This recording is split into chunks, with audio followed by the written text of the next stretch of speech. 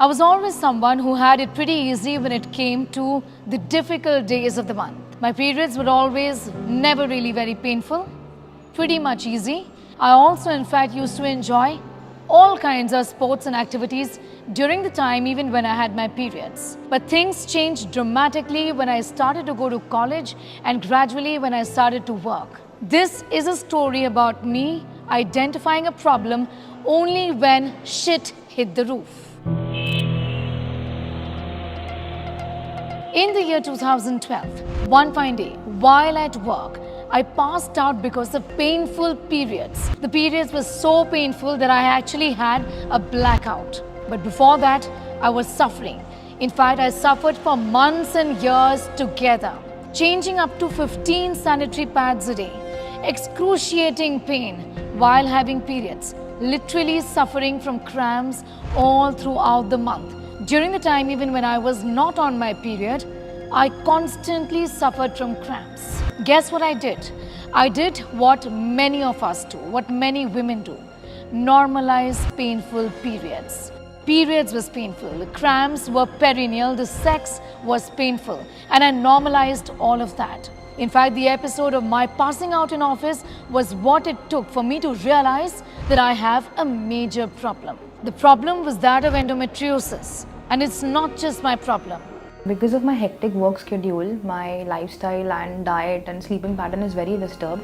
A few years ago, around in 2017, I started facing very irregular periods. My periods used to get delayed or sometimes they used to come early. And along with this, I also got hormonal acne. My weight started fluctuating. I gained a lot of weight in a very short span of time. Scores and scores of women suffer from endometriosis and many other problems during their periods.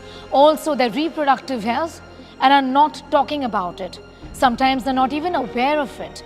Many times they're not conscious of it. Sometimes they will simply shy away from talking about it. So let's do just that. Let's talk about it. So what really is the science behind poor menstrual health? Doctors attribute it to lifestyle changes, poor diet, inactivity, lack of exercise, poor attention to yourself, packaged foods, consumption of excessive processed foods. These are things that doctors talk about while indicating the reason why just so many women are suffering from poor menstrual health. At Gynoveda, we've conducted the largest menstrual health survey in the country, covering over 3 lakh respondents. What came across very glaring is that 70% of the women respondents were dealing with some menstrual problem.